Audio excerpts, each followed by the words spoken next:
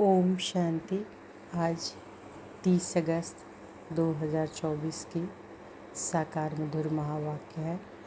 आज शुक्रिया दिवस है, तो शुक्रिया दिवस पर सबसे पहले परम पिता शिव बाबा को शुक्रिया, फिर प्रकृति के पांचों तत्व को शुक्रिया, अपने इस शरीर को शुक्रिया और सभी आत्माओं को दिल से शुक्रिया करेंगे। तो आज की मधुर महावाक्य में बाबा बोले, मीठे बच्चे, तुम्हें खुशी होनी चाहिए कि दुख हरने वाला बाबा हमें सुख धाम ले जाने आया है। हम स्वर्ग के परिजादे बनने वाले हैं। तुम्हें खुशी होनी चाहिए कि दुख हरने वाला बाबा हमें सुख धाम ले जाने आया है। हम स्वर्ग के परिजादे बनने वाले हैं। प्रश्न है, बच्चों की किस स्थिति को देखते हुए बाप को चिंता नहीं होती है, क्यों? उत्तर, कोई बच्चे फर्स्ट क्लास खुशबूदार फूल है, कोई में ज़रा भी खुशबू नहीं है, कोई की अवस्था बहुत अच्छी रहती है, कई तूफ़ान माया के तूफ़ानों से हार खा लेते हैं। यह सब देखते हुए भी बाप को चिंता नहीं होती, क्योंकि बाप जानते हैं कि यह सतयुग की राजधानी स्थापन हो रही है। फिर भी बाप शिक्षा देते हैं, बच्चे जितना हो सके याद में रहो, माया के तूफ़ानों से डरो नहीं। ओम शांति। मीठे ते मीठा बेहद का बाप मीठे मीठे बच्चों को बैठ समझाते हैं। यह तो समझते हो ना कि बहुत मीठा मीठा बाप है। फिर शिक्षा देने वाला टीचर भी बहुत मीठा मीठा है। यहाँ तुम जब बैठते हो तो यह याद होना चाहिए, बहुत मीठा मीठा बाबा है, उनसे स्वर्ग का वर्षा मिलना है। यहाँ तो विश्यालय में बैठे हो, कितना मीठा बाप है, वह खुशी दिल में होनी चाहिए। बाप हमको आधा कल्प सुख धाम में ले जाने वाला है, दुख हरने वाला। एक तो ऐसा बाबा है, फिर बाबा टीचर भी बनते हैं, हमको सारे सृष्टि चक्र का राज समझाते हैं, जो और कोई नहीं समझ सकता। यह चक्र कैसे फिरता है, 84 जन्म कैसे पास होते हैं, यह सारा चपटी में समझाते हैं। फिर साथ में भी ले जाएंगे। यहाँ तो रहना नहीं है, सभी आत्माओं को साथ ले जाएंगे। बाकी थोड़े रोज हैं, कहा जाता है बहुत गई थोड़ी रही, बाकी थोड़ा समय, इसलिए जल्दी जल्दी मुझे याद करो तो तुम्हारे जन्म जन्मांतर के पापों का बोझा जो जमा है वह खलास हो। भल माया की युद्ध चलती है, तुम मुझे याद करेंगे, वह याद करने से हटाएगी। यह भी बाबा बता देते, इसलिए कभी विचार नहीं करना। कितने भी संकल्प विकल्प तूफान आए, सारी रात संकल्पों में नींद फिट जाए तो भी डरना नहीं है, बहादुर रहना है। बाबा कह देते हैं कि आएंगे जरूर, स्वप्न भी आएंगे, इन सब बातों में डरना नहीं। युद्ध का मैदान है ना, यह सब विनाश हो जाने हैं। तुम युद्ध करते हो माया को जीतने के लिए, बाकी इसमें कोई श्वास आदि बंद नहीं करना है। आत्मा जब शरीर में होती है तो श्वास चलता है, इसमें श्वास आदि बंद करने की भी कोशिश नहीं करनी है। हठ योग आदि में कितनी तकलीफ करते हैं, बाबा को अनुभव है। थोड़ा थोड़ा सीखते थे, परंतु फुर्सत भी ना हो। जैसे आजकल तुमको कहते हैं ना, ज्ञान तो अच्छा है परंतु फुर्सत कहाँ, इतने कारखाने हैं, यह हैं। तुमको बाप कहते हैं, मीठे मीठे बच्चों, एक तो बाप को याद करो और चक्र को याद करो, बस। क्या यह डिफ़िकल्ट है? सतयुग त्रेता में इन्हों का राज्य था, फिर इस्लामी बौद्धि आदि की वृद्धि होती गई। वह अपने धर्म को भूल गए, अपने को देवी देवता कह ना सके, क्योंकि अपवित्र बन पड़े। देवताएं तो पवित्र थे, ड्रामा के प्लान अनुसार फिर वह हिंदू कहलाने लग पड़ते हैं। वास्तव में हिंदू धर्म तो है नहीं, हिंदुस्तान तो नाम में बाद में पड़ा, असली नाम भारत है। कहते हैं भारत माताओं की जय। हिंदुस्तान की माताएं थोड़े ही कहते हैं, भारत में ही इन देवताओं का राज्य था, भारत की ही महिमा करते हैं। तो बाप बच्चों को सिखला रहे कि बाप को कैसे याद करना है। बाप आए ही घर ले चलने के लिए। किसको? आत्माओं को। तुम जितना बाप को याद करते हो उतना तुम पवित्र बनते हो, पवित्र बनते जाएंगे, फिर सज़ा भी नहीं खाएंगे। अगर सजाएं खाई तो पद कम हो जाएगा, इसलिए जितना याद करेंगे उतना विकर्म विनाश होते रहेंगे। बहुत बच्चे हैं जो याद कर नहीं सकते, तंग होकर छोड़ देते हैं, युद्ध करते नहीं। ऐसे भी है, समझा जाता है राजधानी स्थापन होनी है, नापास भी बहुत होंगे। गरीब प्रजा भी चाहिए ना, भल वहाँ दुख नहीं होता है, परंतु गरीब और साहूकार तो हर हालत में होंगे। यह है कलयुग, यहाँ साहूकार व गरीब दोनों दुख भोगते हैं। यहाँ दोनों सुखी रहते हैं, वहाँ दोनों सुखी रहते हैं। परंतु गरीब साहूकार की भावना तो रहेगी, दुख का नाम नहीं होगा। बाकी नंबरवार तो होते ही हैं, कोई रोग नहीं, आयु भी बड़ी होती है। इस दुख धाम को भूल जाते हैं। सतयुग में तुमको दुख याद भी नहीं होगा। दुख धाम और सुख धाम की याद अभी बाप दिलाते हैं। मनुष्य कहते हैं स्वर्ग था, परंतु कब था, कैसा था, कुछ भी नहीं जानते। लाखों वर्ष की बात तो कोई को भी याद ना आए। बाप कहते हैं कल तुमको सुख था, कल फिर होगा। तो यहाँ बैठ फूलों को देखते हैं, यह अच्छा फूल है, क्या इस प्रकार की मेहनत करते हैं। यह स्थैर्य नहीं है, यह पत्थर बुद्धि है। बाप को या कोई बात की चिंता नहीं रहती, यहाँ समझते हैं। तो बाबा क्या कह रहे हैं कि बाप को कोई बात की चिंता नहीं रहती। हाँ समझते हैं कि बच्चे जल्दी पढ़कर साहूकार हो जाए। पढ़ाना भी है, बच्चे तो बने हैं, परंतु जल्दी पढ़कर होशियार हो। और वह भी कहाँ तक पढ़ते और पढ़ाते हैं, कैसे फूल हैं, यह बाप बैठ देखते हैं। क्योंकि यह है चैतन्य फूलों का बगीचा। फूलों को देखते हुए कितनी खुशी होती है। बच्चे खुद भी समझते हैं कि बाबा स्वर्ग का वर्षा देते हैं। बाप को याद करते रहेंगे तो पाप करते जाएंगे, नहीं तो सज़ा खाकर फिर पद पाएंगे। उसको कहा जाता मानी और मुचड़ा। तो बाबा क्या कह रहे हैं, बाप को याद करते रहेंगे तो पाप करते जाएंगे, और नहीं तो सज़ा खाकर फिर पद पाएंगे। तो उसको क्या कहा जाएगा, मानी और मोचरा। बाप को ऐसा याद करो जो जन्म जन्मांतर के पाप कट जाए।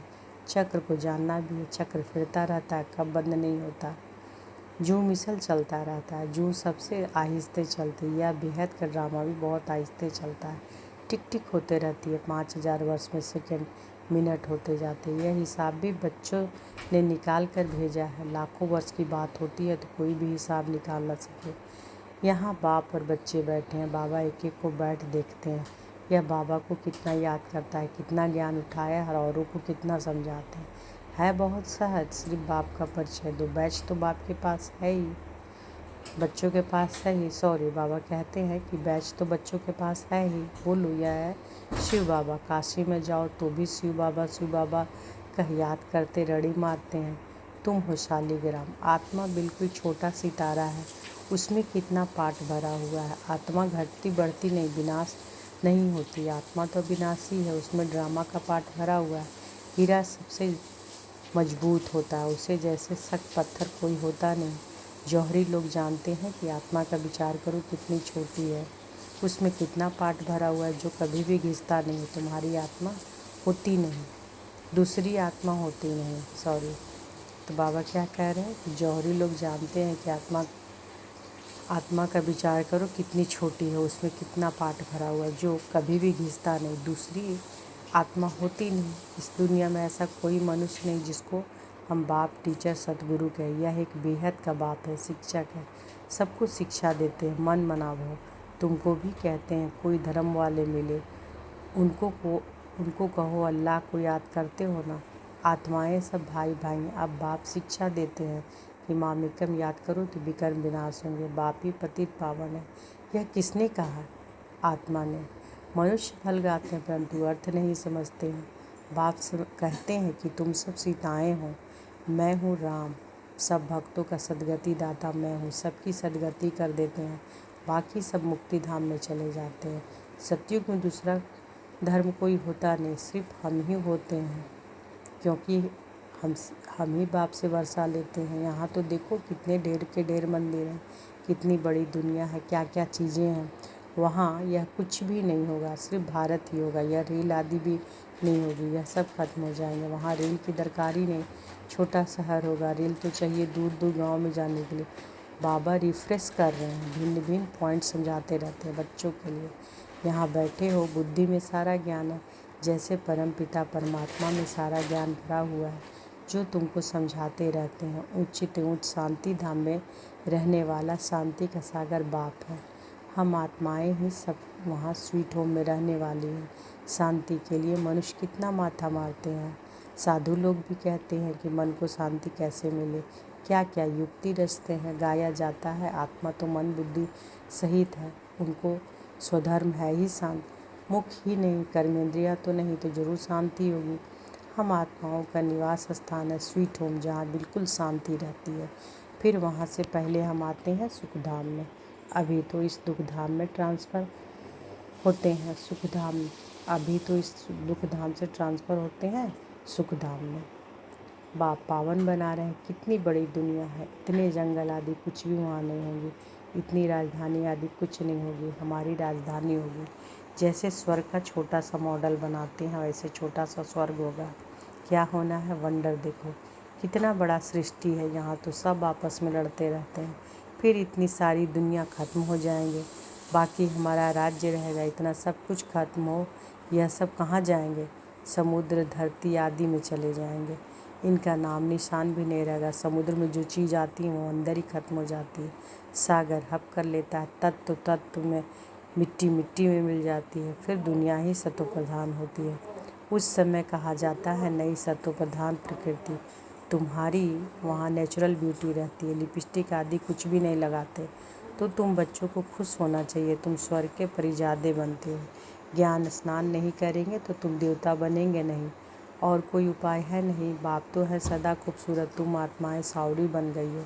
मासूक तो बड़ा वो सुंदर मुसाफिर है जो आकर तुमको सुंदर बनाते हैं। बाप कहते हैं मैंने इसमें प्रवेश किया है, मैं तो कभी सांवरा नहीं बनता हूँ, तुम सांवरे से सुंदर बनते हो। सदा सुंदर तो एक ही मुसाफिर है, यह बाबा सांवरा और सुंदर बनते हैं। तुम सबको सुंदर बनाकर साथ ले जाते हैं। तुम बच्चों को सुंदर बन, फिर और सबको सुंदर बनाना है। बाप तो श्याम सुंदर बनते नहीं, गीता मैंने भूल कर दी, जो बाप के बदले श्री कृष्ण का नाम डाल दिया। इसको कहा जाता है एकज भूल। सारे विश्व को सुंदर बनाने वाला शिव बाबा, उनके बदले जो स्वर्ग का पहला नंबर सुंदर बनता है, उसका नाम डाल दिया है। यह कोई समझते थोड़े ही हैं भारत फिर सुंदर बनने का है। वह तो समझते हैं 40,000 वर्ष बाद स्वर्ग बनेगा, और तुम बताते हो कि सारा कल्प ही 5,000 वर्ष का है। तो बाप आत्माओं से बात करते हैं, कहते हैं मैं आधा कल्प का मासूक हूँ। तुम मुझे पुकारते आए हो कि हे पतित पावन आओ, आकर हम आत्माओं आशिकों को पावन बनाओ। तो उनकी मत पर चलना चाहिए, मेहनत करनी चाहिए। बाबा ऐसे नहीं करते हैं, तुम धंधा आदि नहीं। तो बाबा कह रहे हैं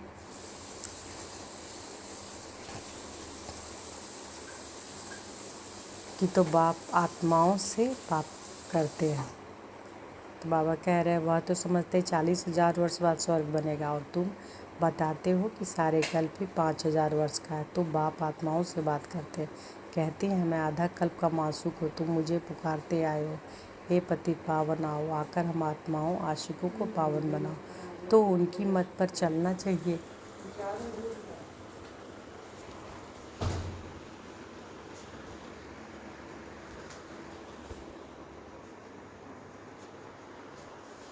मेहनत करनी चाहिए। बाबा ऐसे नहीं कहते हैं कि तुम धंधा आदि नहीं करो, नहीं, वह सब कुछ करना है। गृहस्थ व्यवहार में रहते बाल बच्चों आदि को संभालते सिर्फ अपने को आत्मा समझ मुझे याद करो, क्योंकि मैं पतित पावन हूँ। बच्चों की संभाल भल करो, बाकी अभी और बच्चे पैदा नहीं करो, नहीं तो वह याद आते रहेंगे। इन सब के होते हुए भी इनको भूल जाना है। जो कुछ तुम देखते हो यह सब खत्म हो जाने वाले हैं। शरीर खत्म हो जाएगा, बाप की याद से आत्मा पवित्र बन जाएगी, तो फिर शरीर में नया मिलेगा। यह है बेहद का संन्यास। बाप नया घर बनाते हैं तो फिर पुराने घर से दिल हट जाती है। स्वर्ग में क्या नहीं होगा, अपार सुख है। स्वर्ग तो यहाँ होता है। दिलवाड़ा मंदिर भी पूरा यादगार है। नीचे तपस्या कर रहे हैं, फिर स्वर्ग कहाँ दिखावे, वह फिर छत में रख दिया। नीचे राज्यों की तपस्या कर रहे हैं, ऊपर राज्य पद खड़ा है। कितना अच्छा मंदिर है।